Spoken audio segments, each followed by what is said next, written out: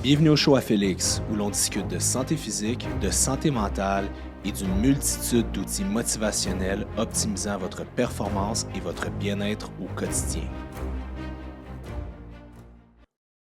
What's up tout le monde, bonjour et bienvenue à un nouvel épisode du show à Félix. J'espère que vous allez bien, j'espère que vous avez passé une belle semaine, mais j'espère aussi que vous êtes prêts pour tout un épisode aujourd'hui. Aujourd'hui, je fais quoi? Aujourd'hui, je fais ce que vous aimez et, excusez-moi, j'ajuste mon micro. Ah, vous m'entendez bien? Parfait. Aujourd'hui, je fais ce que vous aimez. C'est un Q&A. On a demandé sur notre page Instagram qui s'intitule Le Show à Félix. Allez vous abonner là. De me poser des questions que vous aimeriez que j'élabore.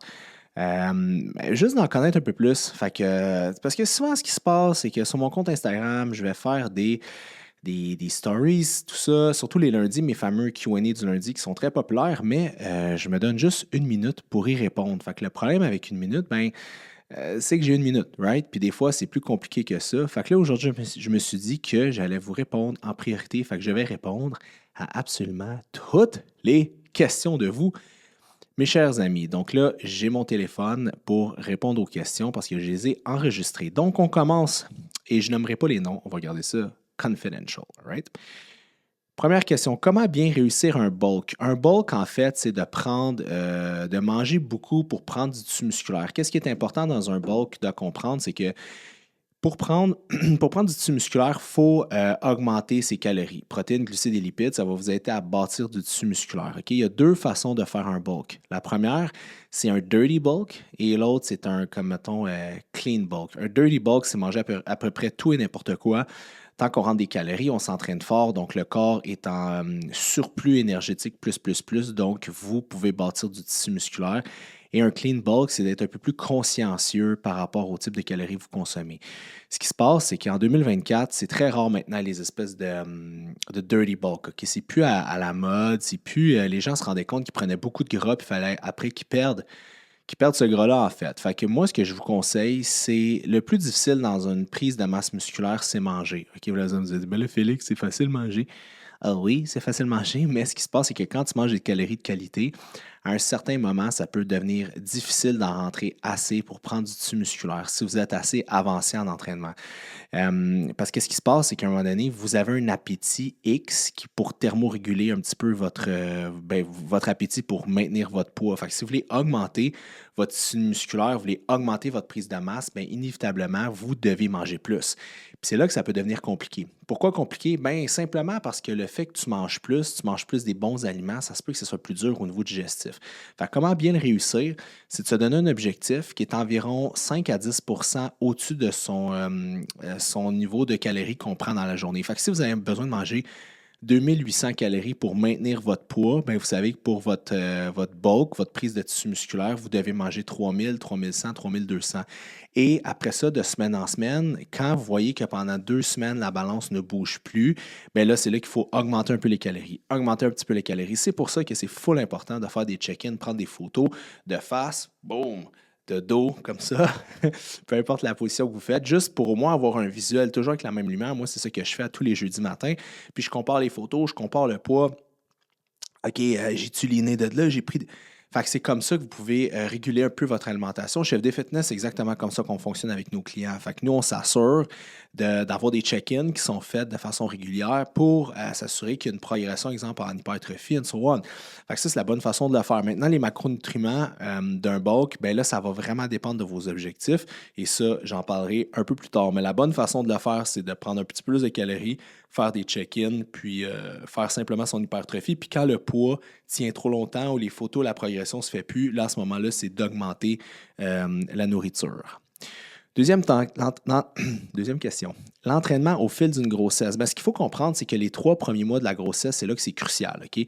C'est crucial pourquoi? Parce que c'est le temps que le placenta colle vraiment bien, les 12 à 14 premières semaines. Puis c'est là, malheureusement, qu'il y a souvent des complications.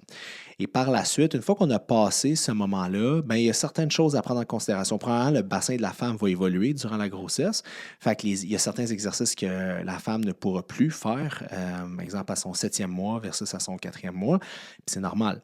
Ça, c'est la première des choses. La deuxième des choses, c'est qu'il ne faut pas faire d'entraînement au niveau des abdominaux directs. C'est pas bon. Troisième des choses, pas de saut, pas d'impact.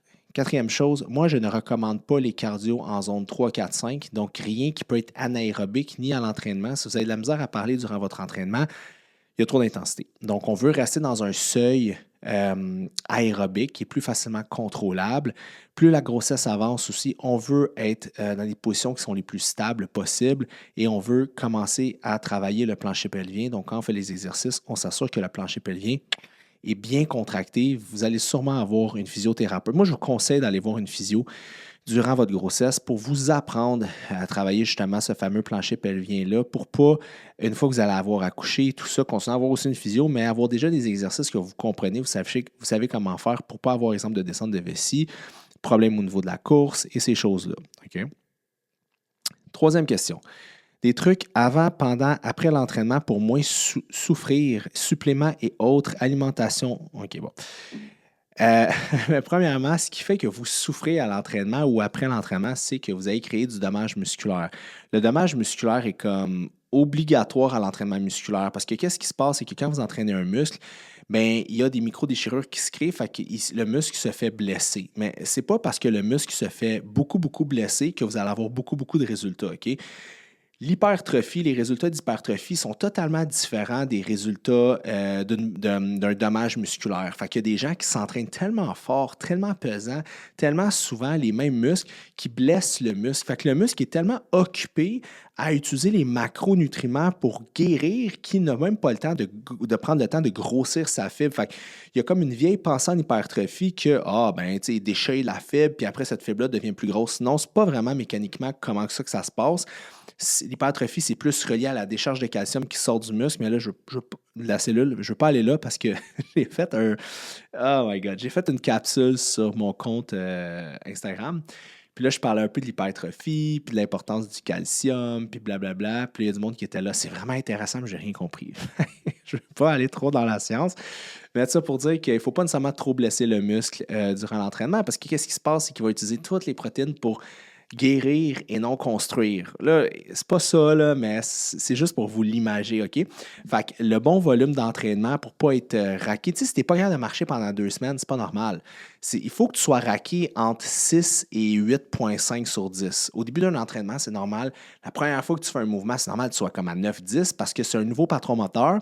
Fait que tu as une coordination intermusculaire qui s'instaure. Pourquoi vous êtes raqué? C'est que vous avez trop blessé le muscle ou vous avez appris un nouveau patron moteur, du genre, je sais pas, vous avez-tu déjà fait un nouveau sport? Mettons quelque chose que vous n'avez jamais fait de votre vie, mais vous êtes très en forme, mais là, vous faites un nouveau sport, vous êtes raqué. Puis là, vous dites, aïe, il y a des muscles que j'ai travaillé que j'ai jamais travaillé. Mais dans un quadriceps, c'est un quadriceps, OK? Il n'y a pas une partie du quadriceps différente qui travaille quand tu fais un exercice différent.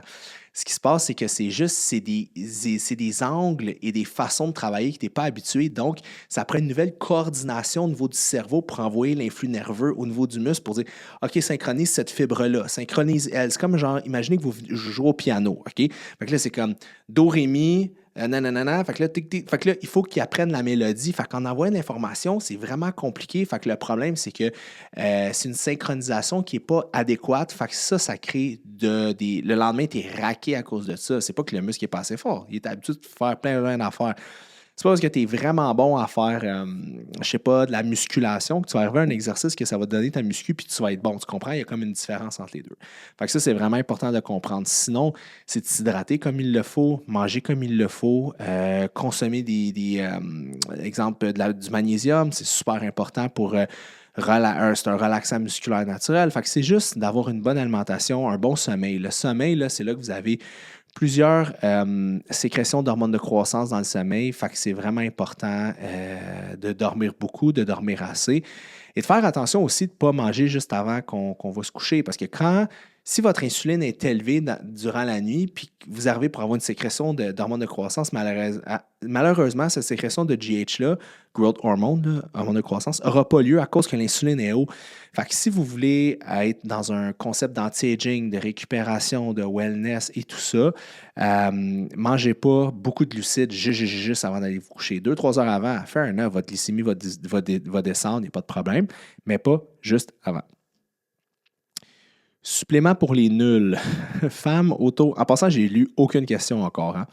L'entraînement, perte de gras, recomposition corporelle. C'est un peu vaste, mais supplément pour les nuls. Écoute, La grosse base, hein? Une bonne multivitamine de qualité. Moi, il y a beaucoup de gens qui ont un problème au niveau du gène MTHFR, puis une façon vraiment de le détecter. Je ne sais pas si c'est encore accurate, mais dans le temps, c'était des tests génétiques que tu peux faire pour ça. Mais une autre façon, c'est si tu manges des asperges, tu vas faire pipi, puis ça pue.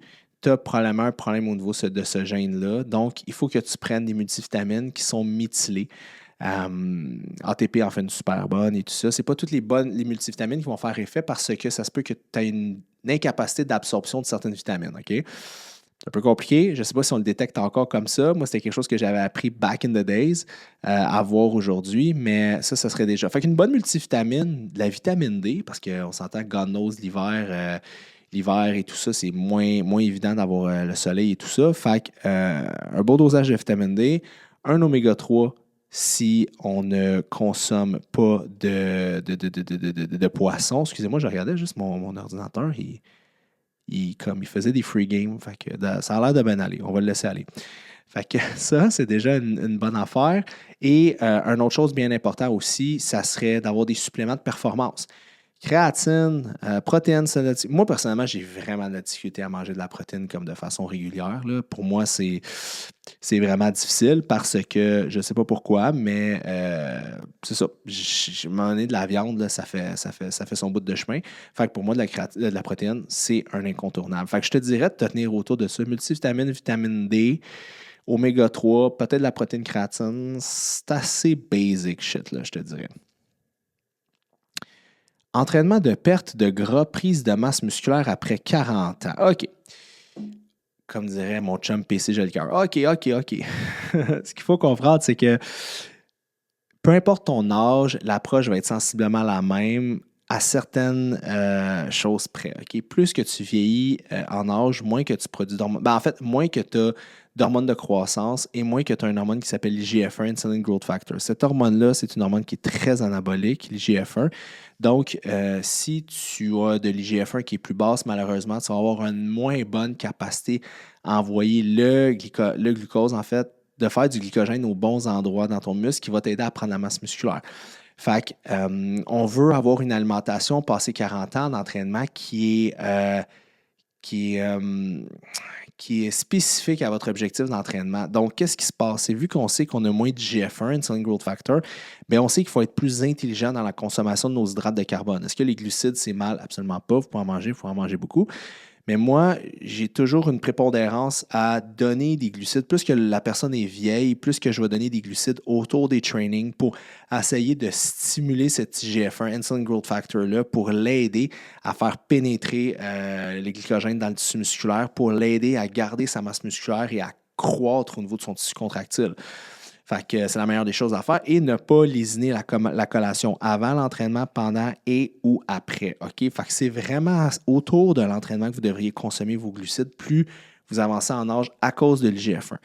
Écoute, un jeune de 16 ans, tu peux le loader de 600 grammes de carbs s'il est actif, puis tout va rentrer à la bonne place. Là, mais en vieillissant, vu que c'est une hormone qui est anabolique, vous le savez, il y a deux pathways dans la vie. L'anabolisme et le catabolisme, voyez ça comme le yin et le yang. On bâtit ou on détruit, mais quand on bâtit, c'est pas nécessairement le fun. Tu peux bâtir du muscle, on aime ça, mais tu peux bâtir du gras. Tu peux aussi créer quelque chose, une cellule cancéreuse et tout ça. C'est pour ça qu'en vieillissant, naturellement, l'homme, exemple, a moins de testostérone et tout ça, parce que, tu sais, on vieillit, on pogne un pic et on redescend, et ainsi va la vie qui va, parce que c'est ça. C'est pour ça que si vous êtes un homme qui va chercher, mettons, une TRT, un remplacement de testostérone hormonal, ben, c'est de faire ses prises de sang, s'assurer que ça n'a pas des impacts négatifs sur d'autres marqueurs parce que c'est pas normal d'avoir une testostérone à 25 ans pareil qu'à 55 ans. T'sais.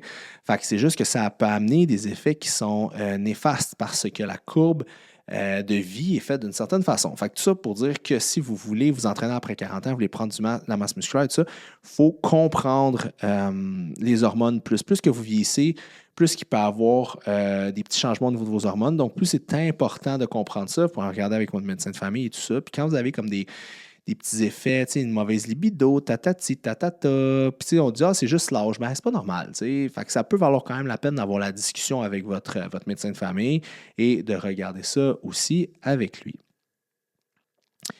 Entraînement et de perte de gras, prise de masse musculaire. Bon, ça, j'ai répondu. Habitude pour les gens qui travaillent de nuit. OK. Si vous travaillez de nuit, c'est la même. Malheureusement, tu sais, écoute, je ne suis pas là pour vous dire de changer de job, mais le travail de nuit, c'est la pire chose pour votre système.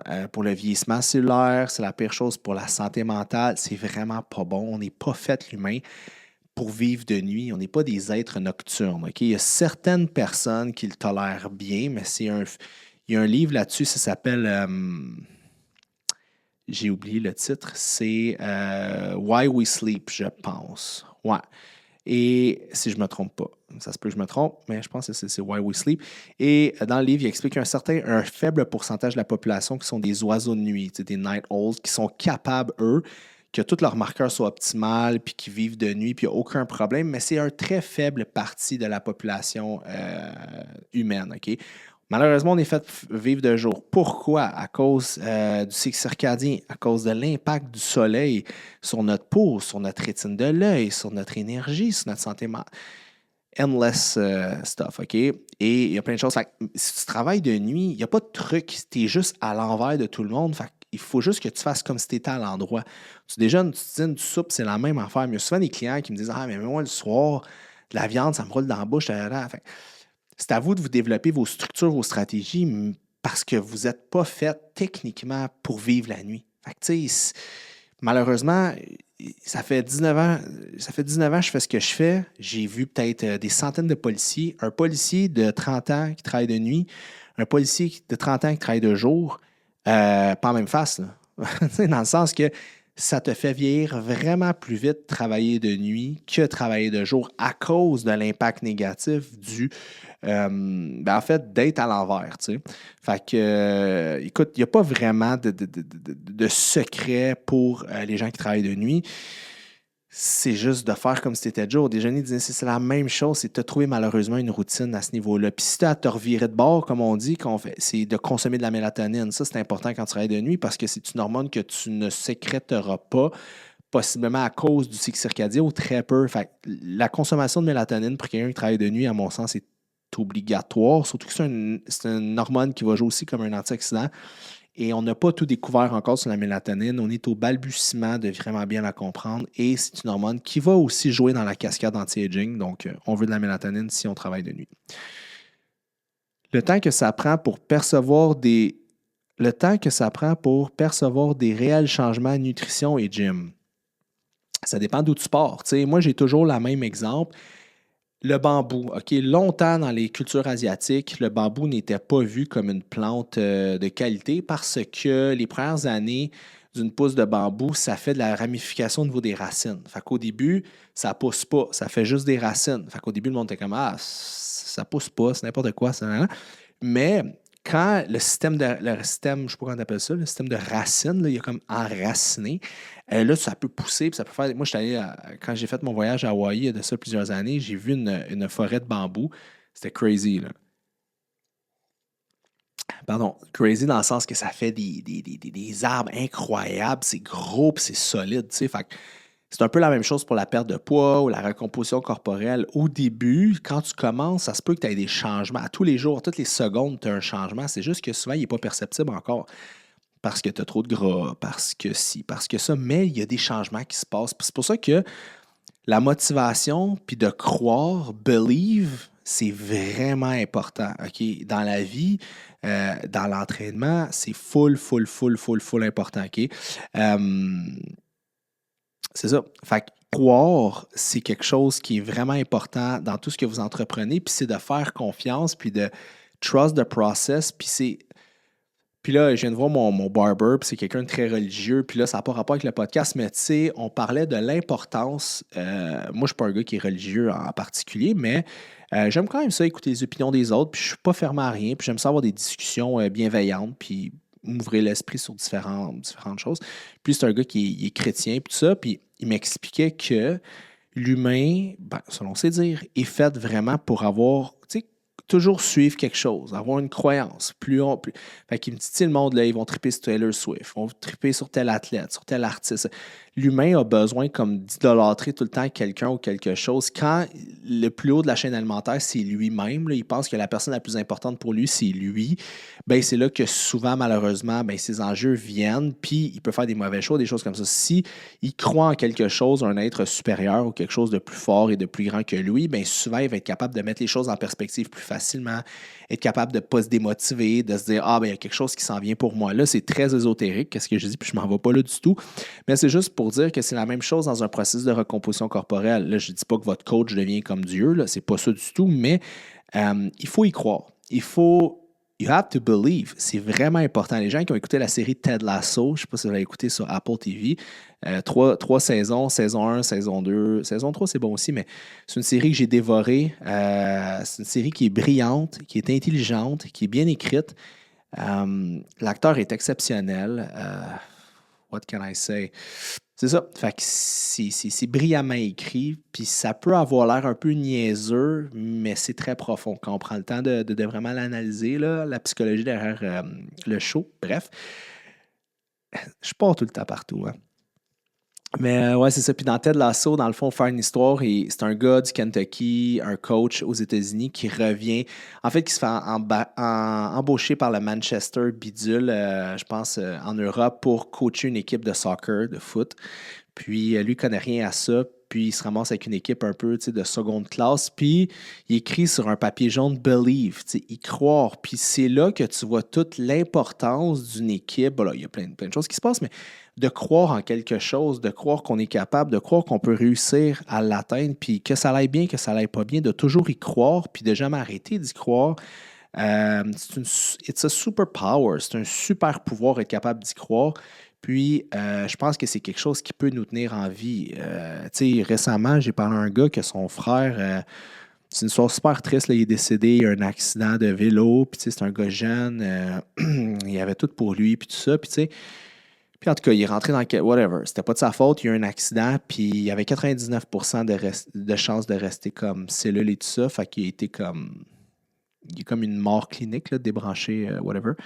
Puis, tu sais, c'est vraiment triste. Un gars, je pense, dans la vingtaine. Puis, ça m'a juste fait réaliser que, tu sais, quand il y a des choses tragiques, tu sais, un frère, quand il y a des choses tragiques, ou les parents, tu sais, quand il y a des choses comme ça qui se passent, il faut que tu crois en quelque chose. Parce que si tu crois en rien, si tu believes pas, tu crois pas qu'il y a quelque chose où tu vas arriver, comment tu veux rester sain d'esprit? C'est impossible. Même moi, je fais de la thérapie à chaque semaine, puis là, il faut que je réduise parce que ça me coûte tellement cher, les amis. Ça me coûte genre 500$ par mois. Puis j'ai pas cet argent-là, je suis pas riche. C'est vraiment, vraiment dispendieux. Puis en ce moment, je me saigne à blanc pour faire ça. Mais tout ça pour dire que faut croire en quelque chose. C'est full important. Fait que, tu sais, on parle beaucoup de croire en soi, puis c'est important, sure. Mais beaucoup, malheureusement, d'entre nous, d'entre vous, ne croit pas en nous parce qu'on est comme ça, l'humain, on a besoin de croire en quelque chose, on dirait qu'il est plus gros, qu'il est plus grand, qu'il est plus ci, qu'il est plus... Pourquoi vous m'écoutez? Parce que vous croyez en mes compétences, en tout cas, j'espère, puis vous croyez que je peux vous aider, puis je peux vous faire du bien, puis j'en suis humblement reconnaissant, puis je sais que c'est une opportunité que j'ai, mais tout ça pour dire que vous devez croire en quelque chose, puis ça m'a remis en question cette discussion-là que j'ai eue tout à l'heure avec mon barber, parce que je me suis dit, je crois en quoi, moi, dans le fond? Tu sais, bon, je crois en ce que je fais, mais j'avoue que imagine quand ta vie, c'est la merde, là, tu crois en quoi pour continuer à avancer, tu sais? Faut que tu crois en plus grand que toi. Anyway, je ne veux pas rentrer dans l'ésotérie, mais bref, c'était qu'une simple parenthèse pour dire que, ben c'est ça, faut que tu crois en ton processus et les changements vont venir, ça peut prendre 10 jours, 30 jours, 1 mois, 3 mois, mais si tu fais les choses avec rigueur, puis tu les fais de la bonne façon, il y a des résultats qui vont arriver anyways. Comment bien se préparer pour un marathon? Beaucoup trop compliqué à répondre comme ça, mais on offre à l'interne des plans pour les marathons parce qu'il y a plusieurs façons de se faire un demi-marathon, un full marathon, tu pars de où, ton problème, si ta pulsation cardiaque, ta capacité pulmonaire, tes muscles.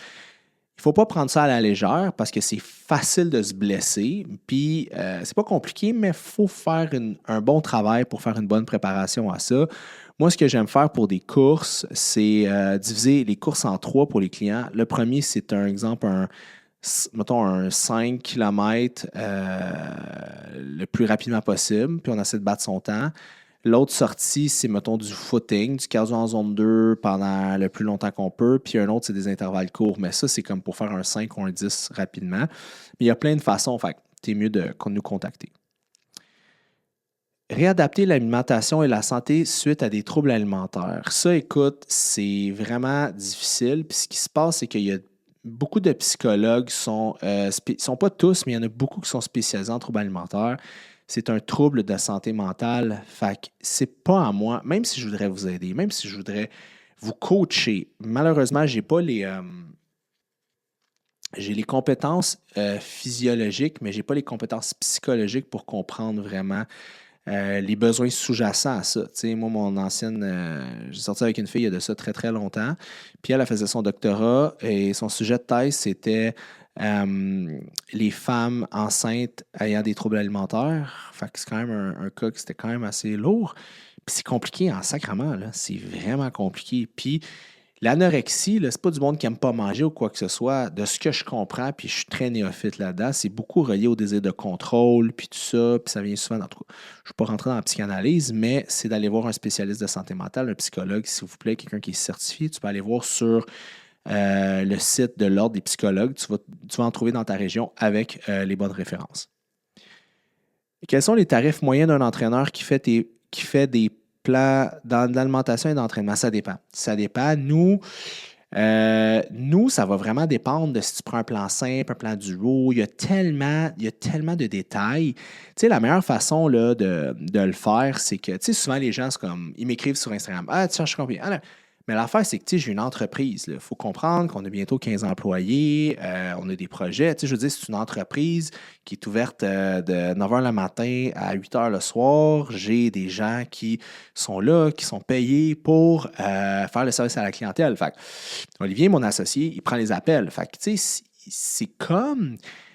Puis là, je ne suis pas là pour brasser mon linge sale, mais on est beaucoup dans l'avènement des réseaux sociaux, des messages, la messagerie instantanée. Mais ce qu'il faut comprendre, c'est que quand vous voulez prendre votre vie en main, bien, prenez le téléphone, composez 450-234-3210. Vous allez appeler à mon entreprise ou envoyez-nous un courriel sur fdfitness.ca. Téléphone, c'est toujours le mieux. Et contacter l'entreprise. C'est comme si vous voulez faire affaire, exemple, avec un dentiste. Vous voyez les choses, la dentiste, c'est cool. Ben, qu'est-ce que vous faites? D'habitude, on appelle la clinique. Je veux prendre un rendez-vous, nouveau patient, ouverture de dossier, nettoyage. Voilà. C'est rare que tu vas DM le dentiste. Hey, c'est combien pour j'ai 2 caries? Ça dépend. Il faut que tu évalues la perte. Il y a différents enjeux. Puis je ne dis pas ça pour vous faire un pitch de vente, loin de là, mais je considère FD Fitness comme une entreprise qui offre du haut de gamme maintenant. Depuis le retour de la pandémie, j'ai vraiment fait une orientation là-dessus parce que c'est ce que je voulais offrir. Et dans un service haut de gamme, je veux traiter mes clients avec dignité, comme du haut de gamme. Fait que je ne veux pas vous répondre sur un petit DM ou sur un podcast. Je trouve que ça ne donne pas.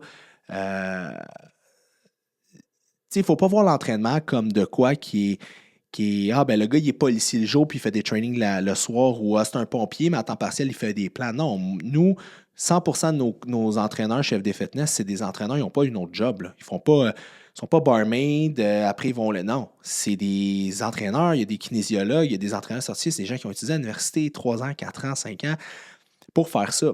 Moi y compris. Fait que, tu sais, notre job, on a une vraie job. Puis on prend ça vraiment au sérieux. Fait que quand vous voulez de l'information, c'est appelez-nous, appelez à la clinique directement, demandez. Vous allez avoir un service, je vous le dis, la personne va prendre le temps de vous expliquer. Il n'y a aucun contrat, nous autres. C'est à la carte. Fait que vous n'êtes pas stressé, là. Vous n'avez pas à donner votre numéro de carte de crédit. Il n'y a aucun paiement qui est pris d'avance. Vous discutez avec Olivier, peu importe. Puis vous regardez un peu vos objectifs, qu'est-ce que vous voulez faire, puis là, vous booquez votre rendez-vous. Il va prendre le temps de vous écouter. C'est 5 minutes, c'est 5 minutes, c'est 1 heure, c'est 1 heure. Il va prendre le temps, il est là pour ça, puis il est là pour vous aider à atteindre vos objectifs. Moi, personnellement, si je me magasinais un coach, je ne voudrais pas y écrire en DM sur Instagram, puis ça, j'appellerais, puis si je vois que c'est une grosse business, j'appelle, service personnalisé, puis il y a différents coachs. J'ai des spécialistes en rehab, j'ai des spécialistes en course, j'ai des spécialistes en hypertrophie, j'ai des spécialistes dans tous les domaines. Fait que vous êtes mieux de nous appeler, puis moi, je vais vous référer le meilleur coach pour vos objectifs, simplement. Long story short, mais c'est ça que je voulais dire.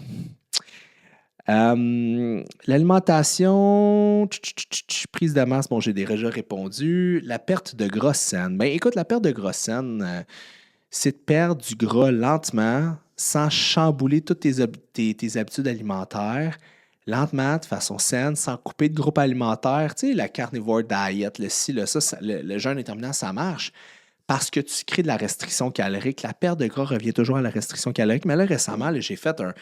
Là, je pars, OK? Je m'excuse, là. Une aparté, là, je pars. J'ai fait je me recule un peu. J'ai fait une vidéo là-dessus sur mon compte Instagram j'ai vu ça passer, là, c'était une influenceuse créatrice de contenu qui faisait la promotion d'une compagnie que je nommerai pas parce qu'à chaque fois que je nomme une compagnie, il y a le monde qui écrit sur la compagnie qui font quasiment des mises en demeure chez nous. C'est fou raide, là. Je vous conterai des histoires que j'ai vécues un moment donné, c'était l'enfer sur terre. Ça me tente pas de gérer ça. Fait qu'il faisait la promotion d'une compagnie. Puis c'était comme, t'achetais comme plein de suppléments, des sachets, des ci, des ça à boire. Puis t'avais un repas par jour, c'était ton souper. Puis là, ils mettent des avant-après. Qu'est-ce que combien ils ont perdu, ceci?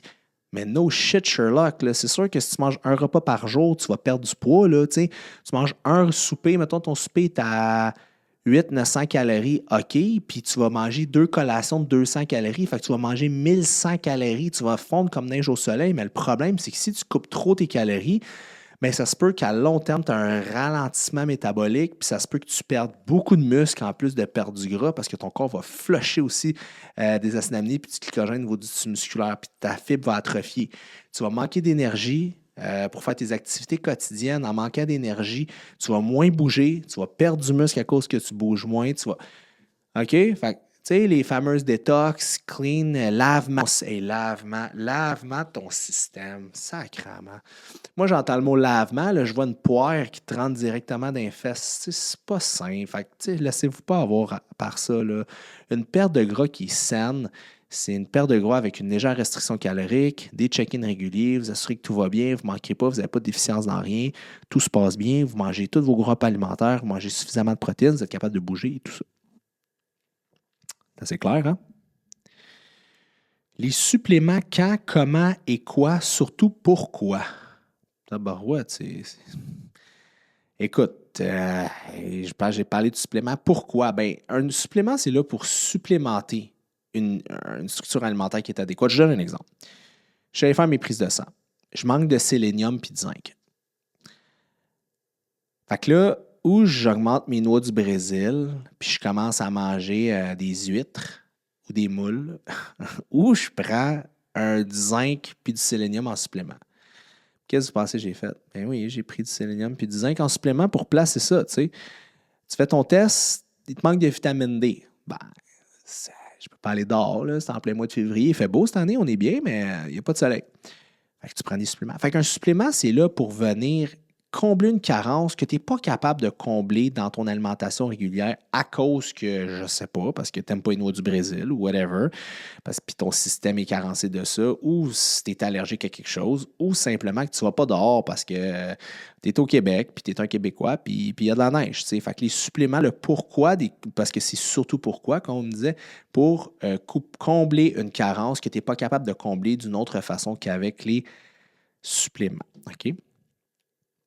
Planification d'un plan d'entraînement, exercice essentiel à y ajouter. Bien là, encore là, ça dépend de qui me dit ça. Si je regarde la fille, puis que la fille me dit, moi, Félix, ben, justement, Alicia, j'ai vu Alicia m'a fait hier avec son chum. Son chum a perdu 35 livres, elle est rendue à comme 20 livres de perte, ça va super bien. Puis là, elle me dit, qu'est-ce que je travaille? Puis là, le dos, fessier. Fait que là, moi, j'ai fait de quoi qui est vraiment en fonction de sa shape. Son chum, c'est d'armoire à glace, Fred. J'ai dit, t'as un gros dos, t'es large, mais on va faire plus de chest, on va faire plus de ci.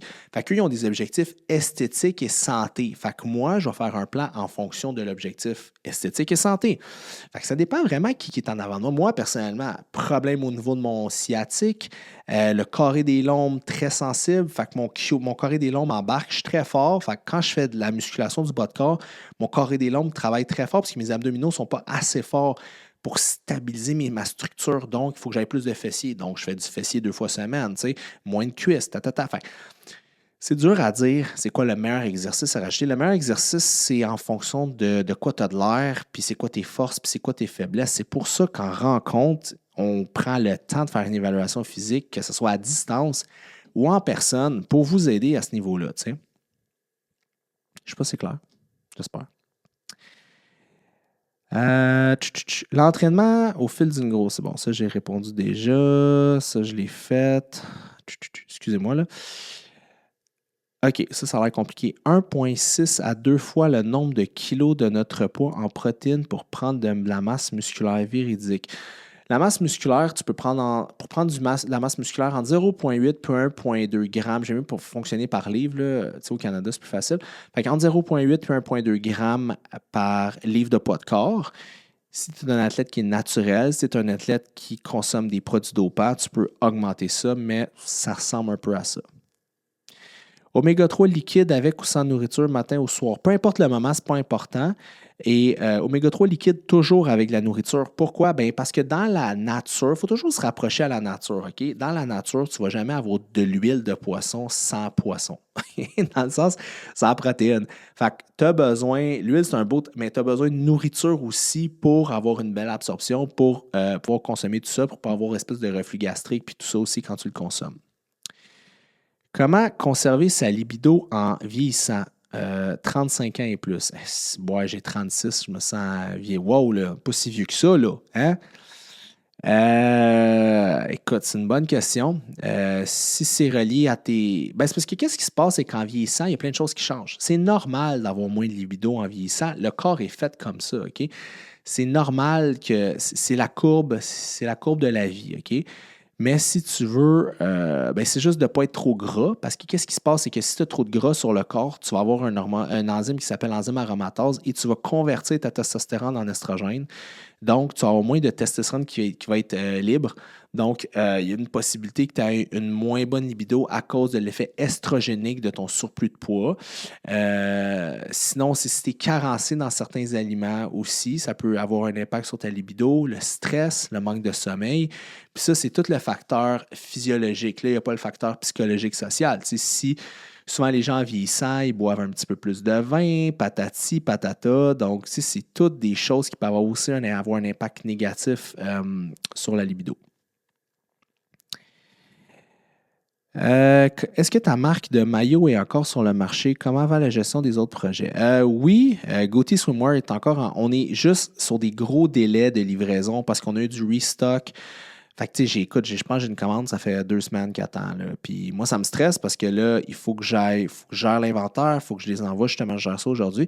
Mais c'est plus difficile à ce niveau-là, OK? Mais on est en genre, fait que là, on va régler le problème pour qu'au mois de mars, tous nos modèles soient up and running parce qu'on a eu tellement des beaux commentaires. Le seul bémol, c'est sur notre délai de livraison à cause de tous ces enjeux-là. Mais à partir de mars, tout va être réglé. On va être sur un délai de 3 à 5 jours, which is very nice. Fait que c'est ça. On est en train de travailler là-dessus. Puis les modèles restent les mêmes. Oui, la compagnie est encore là. C'est juste que les autres projets, je ne veux pas m'éparpiller partout. Puis pour FD Fitness, on a des gros projets. Probablement les plus gros choix, investissements de toute ma vie, de toute ma carrière. Je vous le dis, j'en parle. Si j'ai le poil qui me lève ses bras. Parce que c'est des gros choix de vie, c'est des gros investissements. C'est ça. Vous allez voir, mais on est là-dedans. Là. Fait que c'est sûr que c'est pas évident. Puis j'essaie aussi de me préserver au niveau de ma santé mentale parce que trop en faire, c'est comme pas assez. Puis j'essaie de rester focus puis sur mon X, mais c'est difficile. Mais maintenant, j'ai le privilège d'être bien entouré. J'ai un directeur général, Oli, avec qui je travaille. J'ai une directrice marketing avec qui je travaille. Fait que, tu sais, je suis bien entouré à l'interne pour m'aider vraiment à go through mes projets, business and so on. Puis, tu sais, la réalité, c'est que là, vous voyez un produit fini, tout ça, mais tu sais, il y a plein de monde en arrière de moi. Là, c'est pas un one-man show FD Fitness, puis je le dis tout le temps, sans mes entraîneurs, j'ai des entraîneurs tellement sharp. En 10 ans, je pense, puis j'enlève rien aux gens qui ont travaillé chez FD, tout le monde a participé d'une façon ou d'une autre au succès d'aujourd'hui, mais je pense que j'ai l'équipe la meilleure équipe que j'ai jamais eue, puis j'en suis grateful, mais ça a parti de moi. T'sais, ça a parti de travailler sur qui j'étais comme humain, qui j'étais comme patron, qui j'étais comme homme. Ça a été un long processus parce que, tu sais, en affaires, il faut vraiment que tu travailles sur qui tu es. Il faut que tu laisses ton ego de côté, il faut que tu sois à l'écoute. Il y a beaucoup de travail à faire en tant que personne. C'est full important. Si tu veux être un bon boss, moi, je me considère pas comme un boss, je me considère comme au même niveau que tout le monde avec qui on travaille. Fait que ça passe beaucoup par comment que nous, on est. C'est comme dans les relations humaines, les relations de couple. Je pense que la meilleure façon de s'améliorer comme chum, comme blonde, comme ami, whatever, c'est de travailler sur soi, ses enjeux, faire face à ses démons, consulter si on a besoin de consulter, se poser des questions. Tu sais, le monde, il vit sans se poser de questions, tu sais, mais poser des questions, pourquoi je me sens comme ça? Pourquoi telle personne m'a dit ça? Pourquoi ci? Pourquoi ça? Plus vous vous posez de questions, plus ça va vous aider à avoir des relations qui sont significatives. Moi, je suis un gars qui crave les connexions avec les humains, de par probablement mon enfance, puis tout ça. Fait que j'ai un besoin significatif de connecter avec les gens. Puis parfois, je suis déçu, parfois, je suis content. Fait que je pense que travailler sur vous, sur vos enjeux, sur vos issues, ça va vous aider à devenir un meilleur humain, meilleur boss si vous êtes un boss, meilleure mère si vous êtes une mère, père, whatever. Il faut travailler sur vous, puis d'être aussi, être capable de se montrer vulnérable, puis laisser son ego de côté. Grosse, grosse réponse, mais c'est ça. S'entraîner 20 minutes 7 fois semaine ou 2h30 une fois semaine. Ben, écoute, 20 minutes 7 fois semaine, parce qu'à chaque fois que tu t'entraînes, tu stimules l'IGF-1, Single Growth Factor, donc tu stimules une cascade anabolique qui peut t'aider dans le processus à atteindre tes objectifs simplement. Fait que t'es mieux de t'entraîner moins, mais plus souvent. Comment bien respirer lors de nos entraînements lorsque l'on fait le mouvement? Lorsque tu inspires, tu serais supposé de retenir une charge et lorsque tu contractes, tu serais supposé d'expirer. OK? C'est la meilleure chose parce que quand tu retiens une charge, ben, tu veux gonfler ton ventre d'air, surtout si tu fais des exercices pluriarticulaires à risque de blessure qui écortent ton bas du dos. Squat, deadlift, genre, parce qu'en prenant l'air, en remplissant ton ventre d'air, ben, ça crée une espèce de technicisme dans ton tronc. Donc, ça te permet d'être plus stable au niveau de ton tronc, donc réduire les risques de blessure. Calories brûlées en 24 heures accurate sur la smartwatch. Je ne connais pas la smartwatch, mais je te dirais que plus ou moins, mais si tes stats sont les mêmes puis tu la portes tout le temps, fie-toi pas aux chiffres, fie-toi aux différences. C'est une journée que tu as brûlé 800 calories, puis une journée, ça dit que tu as brûlé, je ne sais pas, 400 calories, ben tu sais clairement que tu as brûlé 2 fois moins. Whatever les calories, who cares, OK? Sers-toi-en plus comme indicateur ou comme helper au niveau de ton effort que comme vraiment religion, tu sais. Meilleur conseil pour les horaires atypiques, maximiser notre sommeil et alimentation. Sensiblement ce que j'ai dit tout à l'heure, quand on a des horaires atypiques, c'est de comprendre comment les hormones fonctionnent.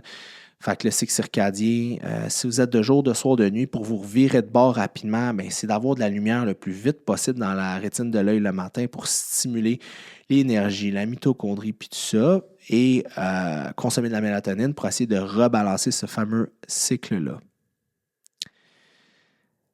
Ah, il y a tellement de questions. Je veux savoir le temps. Phase de cote à chaque 3-4 ans versus faire une cote à chaque année. J'ai répondu à cette question-là en Q&A, mais c'est une bonne question.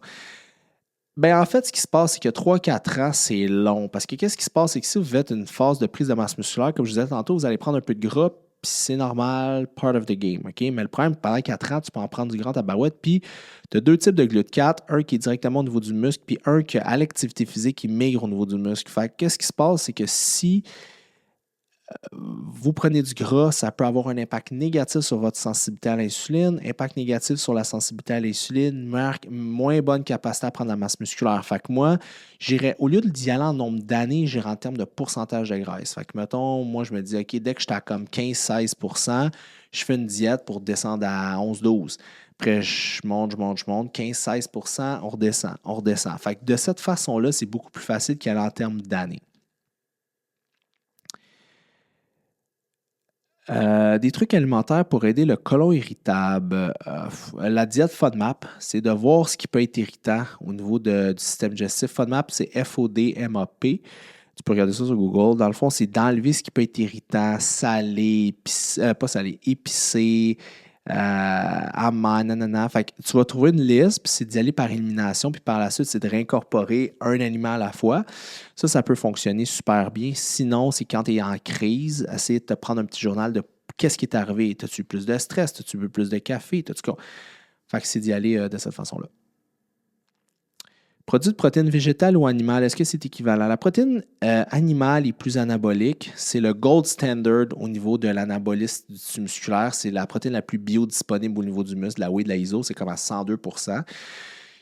Végétal, il y a certaines compagnies qui vont faire de la protéine vegan, végétale, en prenant plein d'aliments pour faire un bloc d'acide aminé qui est complet pour vous aider à avoir ce fameux bloc d'acide aminé-là, mais c'est quand même difficile à les retrouver. T'sais. Est-ce que ça fait de la protéine une mauvaise protéine? Non. C'est juste que c'est peut-être moins intéressant. Mais vous pouvez avoir d'excellents résultats même avec une protéine végétale. Là. Le L-carnitine, bon ou pas, à ton avis, ou en compromis ou en injection? Ben écoute, si tu peux avoir de L-carnitine en injection, c'est de best. Là. C'est juste que ça fait mal. Moi, j'ai jamais eu ça parce que je ne sais pas où tu peux faire ça au Québec. Mais alimentaire, ouais, correct. Là. Mais ça stimule le TSMO, qui peut être carcinogène. Fait que moi, j'irais plus avec de la carnitine injectable si t'en as, si t'en trouves. Mais je n'ai pas entendu dire que ça au Québec. Crois-tu offrir de la formation continue prochainement pour les kinésiologues? Absolument. C'est dans nos plans. Ça s'en vient. Je ne veux pas trop en parler, par exemple, mais ça va être une formation qui va avoir été faite uniquement par 3 kinésiologues. Fait que c'est fait par des kins pour n'importe qui, dont des kins vraiment poussés. Fait que ça ne sera pas une formation de genre, tiens, après, prends ça, va entraîner quelqu'un. Non. Ça va vraiment être une formation avec des examens, quelque chose de spécifique qui, à mon sens, est un résumé d'un bac. Là, je me lance, là, ça sera pas. Je ne veux pas que les écoles m'écrivent pour m'envoyer des bêtises, mais j'ai travaillé avec 2 autres kinésiologues pour faire quelque chose qui est à la hauteur et à la rigueur des meilleures universités québécoises, puis elles ne sont pas toutes bonnes dans la formation kinésiologue. Fait qu'on est allé chercher le meilleur pour faire une formation. Fait que oui, ça s'en vient et plus rapidement que vous pouvez le penser. Ton opinion sur la grossophobie. Oh my God, mon opinion sur la grossophobie. J'ai-tu une opinion là-dessus? Ben écoute, j'ai déjà été traité de grossophobe il y a de ça quelques années parce que je donnais des conseils de perte de poids.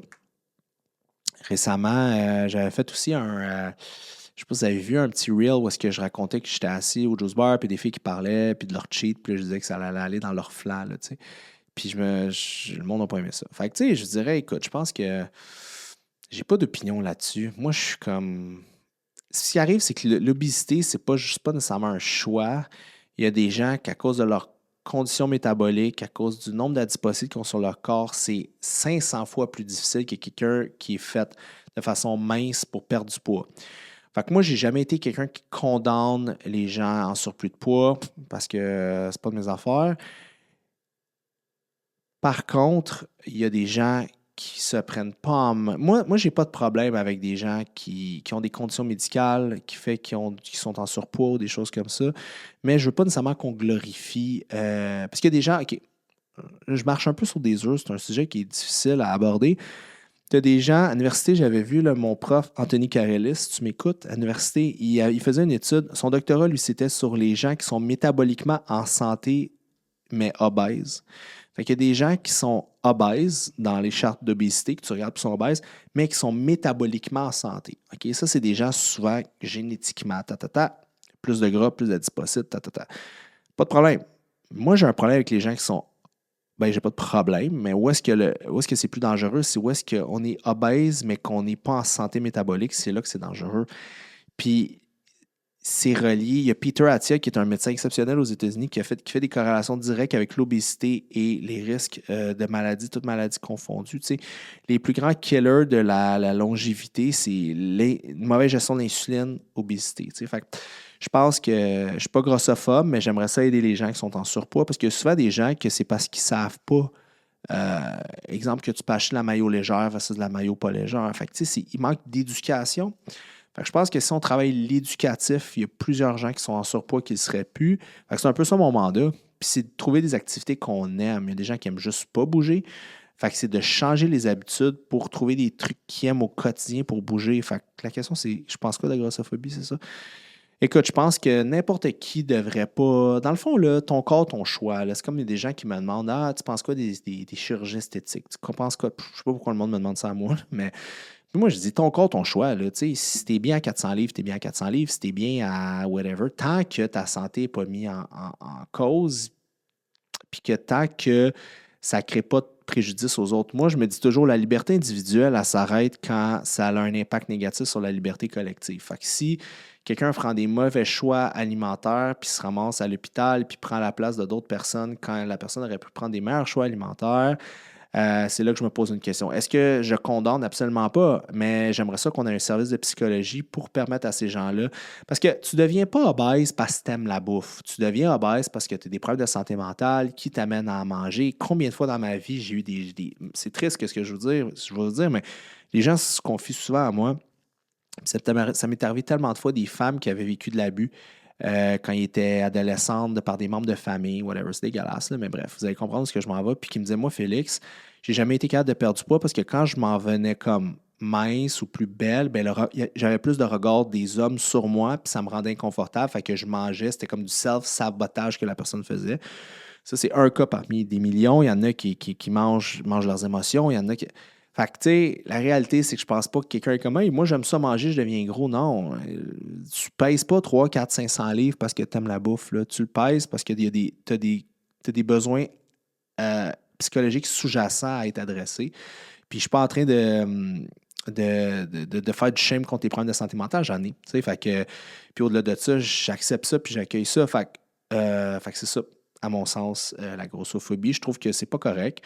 Tu n'as pas à porter des jugements sur quelqu'un d'autre, peu importe sa grosseur, sa couleur, sa grandeur, son âge. Je veux dire, who gives a shit, right?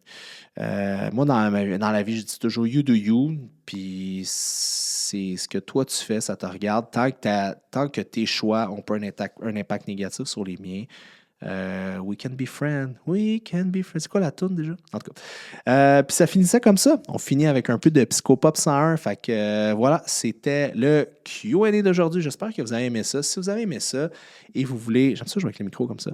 Si vous avez aimé ça et vous voulez m'encourager, gênez-vous pas, partagez l'épisode sur votre compte Instagram. C'est toujours très apprécié. Partagez l'épisode à vos amis. Laissez un j'aime si vous l'écoutez sur YouTube. Si vous pouvez l'écouter sur YouTube, vous voyez mes faces puis mes mouvements. Fait que bon, vous pouvez rire avec moi.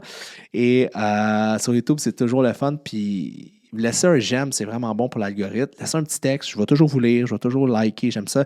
Et des fois, là, il y a un podcast qui sort, là, j'y vais genre 2 fois par jour. Checker qui a écrit quoi. Puis le monde, on se perd des commentaires super intéressants. Mais tu sais, dites-moi ce que vous en pensez en commentaire. J'aime ça vous lire, j'aime ça discuter, j'aime ça connecter. Tu sais, là, je suis tout seul avec ma caméra. Puis je parlais avec un de mes amis hier, il me dit, Christy Félix, il dit, t'es bon de parler tout seul avec une caméra, tu sais.